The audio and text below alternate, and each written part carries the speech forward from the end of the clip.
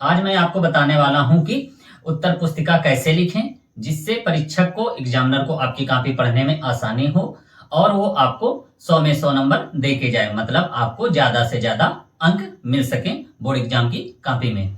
नमस्कार दोस्तों, स्वागत है आप सभी का बालकृष्ण इंस्पायर इंडिया पर। मैं हूं आपका दोस्त बालकृष्ण, जो आज आप सभी के साथ यूपी बोर्ड एग्जाम से जुड़ी हुई कुछ हैक्स और ट्रिक्स के बारे में बात करने वाला हूं। आज हम बात करेंगे यूपी बोर्ड एग्जाम की कॉपी कैसे लिखें जिससे जो हमारा एग्जामिनर होगा, कॉपी हमारे जांचने वाले होंगे, वो हमें ज्यादा से ज्यादा नंबर दे के जाएं।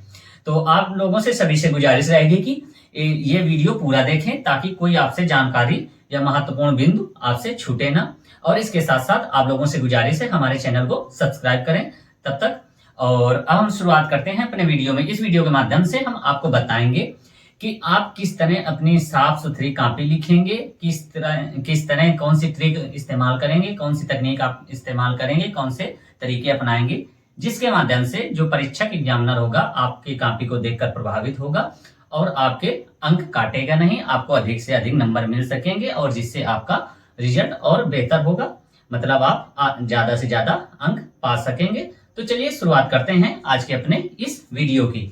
तो सबसे पहले हम बात करने वाले हैं कि आपको परीक्षा में करना क्या है। परीक्षा में आपको करना है सही फॉर्मेट हैंड राइटिंग का उपयोग। मतलब सही फॉर्मेट हैंड राइटिंग का मतलब ये हो गया, सबसे पहले आपको कॉपी मिलेगी, आप उसको फिल कर लेंगे। फिल करने के बाद आपको प्रश्न पहले ही आपको 15 मिनट में पढ़ लेना है। तो आप शुरुआत करेंगे उन प्रश्नों की, उन उत्तर को लिखने का जो उत्तर आपको सबसे अच्छी तरह से आ रहे हो, सबसे आपको आसान लग रहे हो। तो सबसे पहले शुरुआत करेंगे आसान प्रश्नों से। तो आप स्केच से या काले पेन से हेडिंग डालेंगे, वहां पर प्रश्नोत्तर संख्या इतनी, मतलब हम इसका उत्तर लिख रहे हैं। ये हेडिंग डालने के बाद आप वहां पर सुंदर और स्पष्ट शब्दों से उत्तर लेखन करेंगे। टेढ़े मेढ़े अक्षरों से बचेंगे, साफ साफ सटीक और लाइन पर ही लिखना है। कई लोग गलतियां करते हैं, लाइन के बीच में लिखते हैं जिससे उनको अपनी राइटिंग आकर्षक लगती है। लेकिन अगर आप वहां पर ऐसा लिखेंगे तो आपके अंक काट लिए जाएंगे और आपके अंक कम हो जाएंगे, जिससे आपका रिजल्ट अच्छा नहीं जाएगा। तो आप लोगों को बचना है इन चीजों से। टेढ़े मेढ़े अक्षर नहीं लिखने हैं, साफ सुथरा लिखना है और लाइन में ही लिखना है। अब उसके बाद बात करने वाले हैं जिसकी राइटिंग अच्छी नहीं है। यदि आपकी राइटिंग अच्छी नहीं है तो आपको बिल्कुल भी परेशान नहीं होना।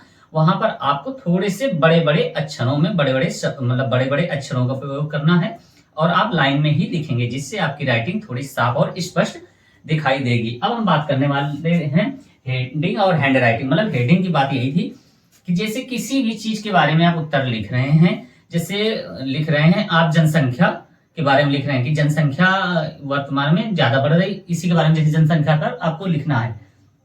तो सबसे पहले आप हेडिंग डालेंगे, जनसंख्या हेडिंग डाल के उसको नीचे से अंडरलाइन कर देंगे, दो लाइनें खींचेंगे, डबल अंडरलाइन जिसको बोलते हैं, और स्पष्ट एरो बना के उसके बाद आप इस पे स्पष्ट लेखन करेंगे। मतलब आप हेडिंग का इस्तेमाल करेंगे और उसमें अंडरलाइन भी खींचेंगे, जिसकी वजह से आपको अच्छे नंबर मिल जाएंगे और आपको सही लिखावट, शुद्ध लिखावट लिखनी है। अब उसके बाद हम बात करने वाले हैं हेडिंग और सब हेडिंग। सब हेडिंग क्या होती है? देखिए, हेडिंग तो एक मेन पड़ गई, उसके बाद जैसे पॉइंट लिखते लिखते चले जा रहे हैं आतंकवाद के बारे में। तो आतंकवाद एक खुद पे अपने आप पे चैप्टर है। फिर ये होगा आतंकवाद बढ़ता क्यों है, तो एक उस पे आएगा अशिक्षा, मतलब शिक्षा का अभाव हो गया, बढ़ती जनसंख्या हो गया और कमाई के साधन ना हो पाना। सबसे मेन तो शिक्षा हो जाएगा। तो आप मेन हेडिंग, उसके बाद सब हेडिंग यही आगे लिख करके इसको भी एक एरो से लग के एक एरो लगाकर इस पे आगे आप बढ़ सकते हैं। और इसके साथ साथ आपको एक चीज याद रखना है, जिससे आप लिखते हुए चले जा रहे हैं। अब बोल दिया गया कि सबसे पहला स्वतंत्रता संग्राम कौन था, तो आपकी बुकों के अनुसार या आपके जो पाठ्यक्रम में दिया गया, जैसे आपको लिखना है कि 1857 का जो संग्राम था वो पहला स्वतंत्रता संग्राम था। तो आप जब 1857 लिखेंगे तो उसको उसी पेन से नहीं लिख देना। जैसे आप नीले पेन का इस्तेमाल कर रहे हैं तो 1857 को हो सके तो काले पेन से लिखिए, अन्यथा आप नीले पेन से लिख दिए हैं तो उसके नीचे आप मतलब डार्क पेन से, मतलब काले पेन से बार लगा दीजिए या अंडरलाइन कर दीजिए।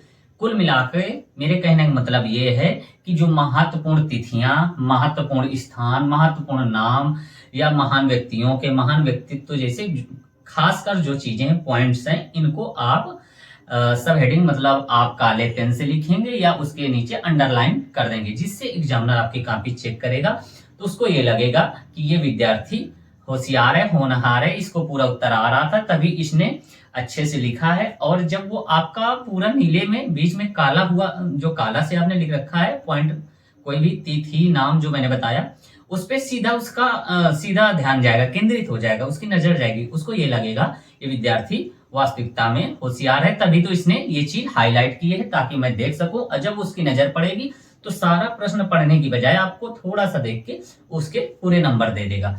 लेकिन इसके साथ साथ आपको साफ साफ सुंदर सुंदर लेखन करना है, काट छांट से बचना है। अब इसके बाद हम बात करने वाले हैं पेन और स्केच का सही उपयोग।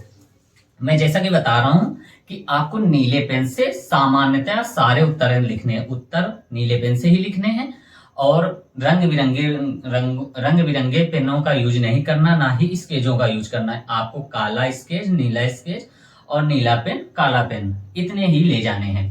तो नीले पेन से आप उत्तर लेखन करेंगे, काले पेन से आप जो बीच में महत्वपूर्ण तिथियां पॉइंट आ गई उससे लिख देंगे। स्केच का इस्तेमाल आप हाशिया खींचने में, कॉपी के दोनों तरफ जो हाशिया खींचा जाता है उसमें, और वहां पर जब आंसर लिखेंगे तो वहां पर आंसर नंबर या क्वेश्चन आंसर नंबर या प्रश्नोत्तर संख्या डालने में इनका प्रयोग करेंगे। और हो सके तो आप साफ साफ दूर दूर लिखिए, बहुत ही दूर नहीं लिखना, बहुत ज्यादा स्पेस मत छोड़िए।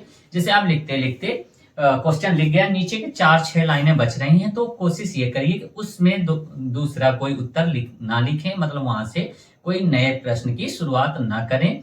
आप अगले पेज से या नए पेज से शुरुआत करें, क्योंकि आपकी जो परीक्षा फीस जमा होती, अन्य फीस जमा होती, इसी चीज के लिए होती है कि आप जितना चाहें बोर्ड एग्जाम में नियमानुसार अच्छे ढंग से लिखते हुए, चाहे जितनी आप कॉपी भरें, आपको मना नहीं किया जाएगा, पर आपका सब कुछ सही ढंग से लिखा होना चाहिए। आप पन्ने बर्बाद मत करिए, आप लिखते जाइए, जितनी कापियां भरती जाएं, कापी भर जाने पे आप हाथ ऊपर उठाएंगे, वो आपके पास जो परीक्षा कक्ष निरीक्षक होगा या अध्यापक या अध्यापिका आपके पास आएगा, उनको बोलिए कि सर मुझे एक और कापी चाहिए, ए चाहिए, बी चाहिए, सी चाहिए, ऐसे करके आप कितनी भी कापियां भर सकते हैं। इसलिए आप लोग स्पष्ट लिखिए, एक में एक समेट के मत लिखने की कोशिश करिए, क्योंकि आपको कापियां वहां पर आपके आवश्यकता अनुसार जितनी चाहेंगे उतनी मिल जाएंगी। तो ये रहा आपको बताया पेन और स्केच का इस्तेमाल। उसके बाद उत्तर लेखन की रणनीति।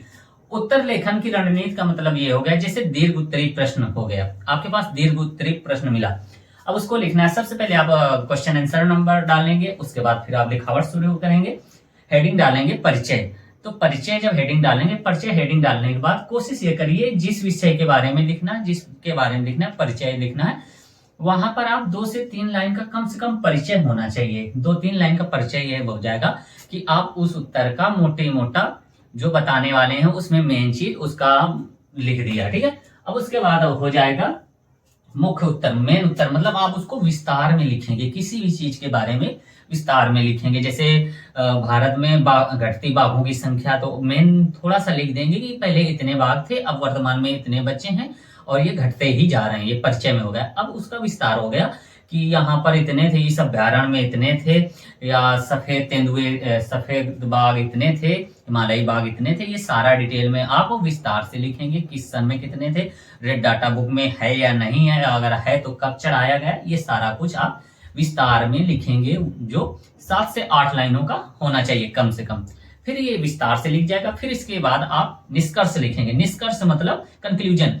निष्कर्ष में भी कोशिश ये करिए कि कम से कम 2 से 3 लाइन का आपका निष्कर्ष होना चाहिए। उसमें ये होना चाहिए कि हाँ, मैंने इन बिंदुओं पर ध्यान दिलाया है एग्जामिनर का, या आप सरकार से आप इस तरह बात करेंगे, क्योंकि आप भविष्य में चलकर आप लोग ही पढ़ाई करके नौकरी पाएंगे और आप देश को संभालेंगे, देश की बागडोर आपके हाथों में होगी। तो आप लोग प्रस्तुतिकरण कैसे करेंगे, समाज के सामने उन बातों को कैसे रखेंगे, तो उन्हीं का अभ्यास सभी से करवाया जाता है, जो बोर्ड परीक्षा के माध्यम से आपके लेखन, आपके कौशल, आपकी सद्बुद्धि का मतलब एक तरह से प्रमाण देखा जा रहा है।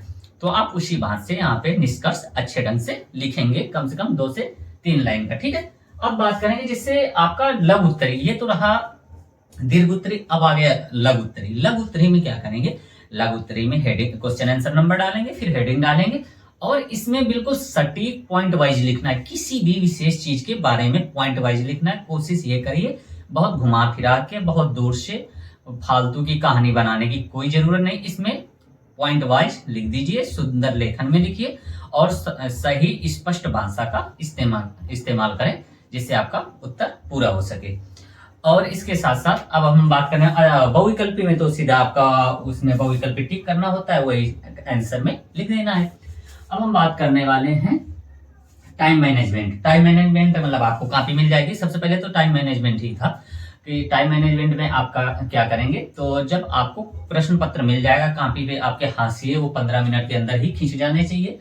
फिर आपको परीक्षा देने के लिए 3 घंटा मिलता है, 15 मिनट अलग से मिलता है, उसी में आपका साइन वाइन सब करवा के मतलब वो 15 मिनट टोटल निकल ही जाता है। तो लेखन के लिए जो बचेगा, परीक्षा देने के लिए वो 3 घंटे बचेगा। तो आपको जो पहले के 10 मिनट इसमें भी और 10 मिनट इससे निकाल लेना है। आपको पूरा प्रश्न पत्र बड़े इत्मीनान से ध्यान से पढ़ना है और अपने मन ही मन में सारे गणित ये लगा लेना है कि मुझे सबसे पहले कौन से प्रश्न करने हैं, बाद में कौन करूंगा, मुझे जो पहले आते हैं उनको करना है। कुल मिला के जब आप परीक्षा में जो पहले प्रश्न आ जाते हैं, पहले उत्तर आ जाते हैं, उनको करते हैं, इससे आपका आत्मविश्वास बढ़ता है, कॉन्फिडेंस बढ़ता है। जब कॉन्फिडेंस बढ़ता है तो चीजें करने में आसानी हो जाती है। जब आसानी होगी तो आप अंदर से सक्रिय रहेंगे, पॉजिटिविटी रहेगी, सकारात्मक ऊर्जा रहेगी, जिसकी वजह से आपका परीक्षा बहुत अच्छी होगी और आपका रिजल्ट भी अच्छा बनेगा। तो पहले के 10 मिनट आपको प्रश्न पत्र पढ़ना है, फिर उसके बाद 2 घंटे 30 मिनट मतलब 2.5 घंटे आपको पूरे उत्तर लिखने, जितने भी आ रहे थे शुरुआत उनसे करिए, फिर जो और थोड़ा दिमाग लगाना पड़े उन्हें करिए, जो नहीं आ रहे हैं उनमें भी कोशिश करके लेखन करिए, ठीक है। अब फिर बच्चे बात के 20 मिनट में आपको रीचेक करना है, पूरी कॉपी पलट के देखना है कि मैंने सब कुछ सही लिखा है या नहीं। और कोशिश ये करिए कोई भी क्वेश्चन छोड़िए मत, ये बोर्ड एग्जाम है। अगर आप थोड़ा भी लिखते हैं, जब कुछ भी ना आए तो क्वेश्चन आंसर नंबर डाल के जो मन में चल रहा हो वही लिख दीजिए। जब कुछ ना समझ में आए तो उसी क्वेश्चन को नोट कर दीजिए, उसके भी नंबर आपको मिलेंगे। लेकिन प्राय ये नहीं करना है, पहले आपको अपने बुद्धि का इस्तेमाल करना है। और काट छांट से बचे, इस तरह काट छांट आपसे नहीं होनी चाहिए। और प्रश्न कोई भी उत्तर लेखन के बाद उसे छोड़ने के पहले एक बार चेक कर लें कि ये सारा उत्तर पूरा पूछा गया है, जो ये कंप्लीट हो गया है या नहीं। उसके बाद ही आप उसका मतलब उसको स्किप करें या उसको छोड़ें, ठीक है। और कोई भी क्वेश्चन छोड़ने की कोशिश मत करिए। जो भी आपको नहीं आते लास्ट में उनको भी हल कर दीजिए अगर आपके पास समय बचा है। प्रेशर एक भी नहीं लेना है। फिर अब हम बात करने वाले हैं कॉमन गलतियां। प्राय सारे स्टूडेंट कॉमन गलतियां बहुत कर देते हैं, या तो वो उत्तर लेखन में बहुत ज्यादा काट छांट कर देंगे कॉपी में, या टेढ़े अक्षर लिखेंगे, ऐसी तमाम गलतियों के साथ जाते हैं। और जैसे उत्तर पुस्तिका में अपना नामांकन सारा कुछ परिचय भरने का जो होता है उसमें गलतियां, आपको उसमें गलती नहीं करनी। कक्ष निरीक्षक से बोलिए आप हमारी मदद करें, हम लिख पाने में थोड़ा दिक्कत हो रही है, वो आपकी मदद करेंगे। और ये हाँ, उत्तर पुस्तिका छोड़ने के पहले, जमा करने के पहले अगर आपके पास समय है, आप बैठे नहीं, पूरी एक बार उत्तर पुस्तिका जांच लें कि मैंने सब कुछ लिख दिया है या नहीं, ये सारा कुछ जांच लें। और उसके बाद अत्यधिक जगह छोड़ने से बचें, उत्तर सही ढंग से लिखें। जैसा कि मैंने बताया कि बहुत ज्यादा आपको जगह नहीं छोड़नी है, सीमित जगह छोड़नी है। हाँ, नीचे अगर आपके 4-6 लाइनें छूट रहे हैं तो उसको छोड़ के नए क्वेश्चन शुरुआत नए पेज से करेंगे आप।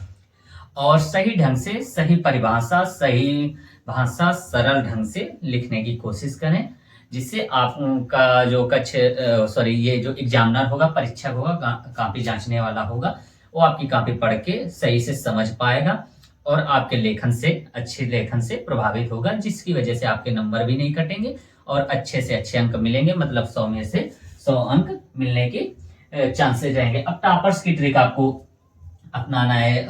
सबसे पहले आपको शुद्ध व्याकरण का इस्तेमाल करना है और स्पष्ट भाषा, उत्तर पॉइंट वाइज लिखें, हाईलाइट, संक्षिप्त परिचय से शुरुआत करें। टॉपर्स लोग करते क्या हैं, जब किसी भी उत्तर को लिखते हैं तो पहले उसके बारे में संक्षिप्त परिचय, जैसा कि मैंने बताया था, संक्षिप्त परिचय से शुरुआत करते हैं। उसके बाद उनका जो होता है व्याकरण शुद्ध होती है, मतलब वो साफ साफ लिखते हैं, जिसको आप पढ़ते ही समझ जाएंगे किस विषय में बात हो रही है, ये क्या कहना चाह रहा है अभ्यर्थी, या प्रश्न का उत्तर क्या देना चाह रहा है, एक ही बार में। और साफ लिखा होता है, स्पष्ट भाषा, ठीक है, और सरल ढंग से लिखा होता है, बहुत दूर से घुमा कर नहीं लिखा होता। इन सारी चीजों का प्रयोग करें। और इसके साथ साथ पेन अपने साथ कम से कम 3 काले पेन, 4 नीले पेन, 2 स्केच नीले, 2 काले स्केच और रबर, कटर, पेंसिल, पटरी, ये सारी चीजें लेके जाएं। और विज्ञान, गणित, सामाजिक विज्ञान आदि जैसे सब्जेक्ट के जब एग्जाम होंगे, आपके बायो के एग्जाम होंगे, वहां पर आप चित्र बनाने की पूरी कोशिश करें। चित्र जरूर बनाएं, डायग्राम बनाएं, चार्ट बनाएं, जहां पर आवश्यक हो, जिस प्रश्न में, जिस क्वेश्चन में, जिस उत्तर में, वहां पर इन चीजों का इस्तेमाल जरूर करें, जिससे आपको अधिक से अधिक अंक मिल सकें। और आप ये सारी रणनीतियां अपनाइए, जिससे आपकी भी कॉपी बहुत अच्छी लिखे और आपकी भी जो कॉपी है टॉपर्स की कॉपी बन सके, जिससे आप भी 100 में 100 अंक पा सकें, 90% के ऊपर आपके अंक जा सकें। और इसके साथ साथ यदि आपको हमारा ये वीडियो पसंद आया है तो इसे लाइक करें, दोस्तों के साथ शेयर करें और हमारे चैनल बालकृष्ण इंस्पायर इंडिया को सब्सक्राइब करना ना भूलें। तब तक के लिए पढ़ते रहें और अपनी तैयारी बुलंद करते रहें।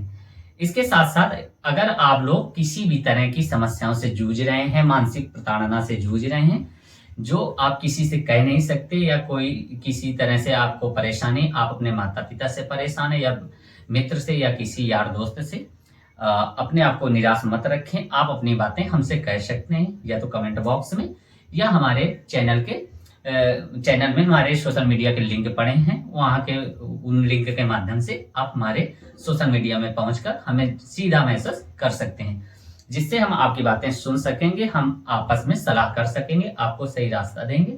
निराश मत रहें, अपने अंदर भड़ास मत रखें और अपनी समस्याएं दूसरों से कहें, जिससे उनका निदान हो सके।